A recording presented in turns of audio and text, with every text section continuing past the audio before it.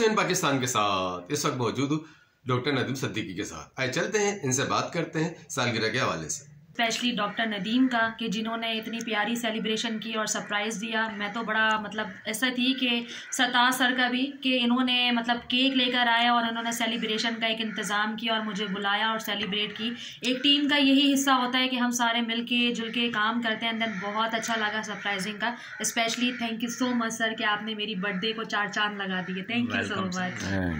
बताऊँ कि हम असर है परवीन, तखल्लुस मेरा सरताज, शागिर्द फैज़ होते हुए गर्ज फैज़ हूँ। तो मैं ये कहना चाहता हूँ कि देखिए, एज ए प्रोफेसर सरताज सिद्दीकी, मैं राइटर, एंकर और एक शायर हूँ। फैज़ अहमद फैज़ साहब की शागिर्दी मुझे मिली और कराची यूनिवर्सिटी में परवीन शाकिर मेरी जो है क्लासमेट थी। अच्छा, अब सबसे बड़ी बात यह कि आयशा जो है ना, इतनी बेहतरीन शख्सियत है हमारे ग्रुप में। She is very active and she is very very very much soft hearted.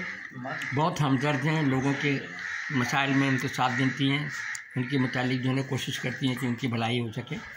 और ये अज़ा इनकी मुझे पसंद है, क्योंकि मैं इनको काफ़ी बरसों से जानता हूँ, इस ग्रुप में आने से पहले से।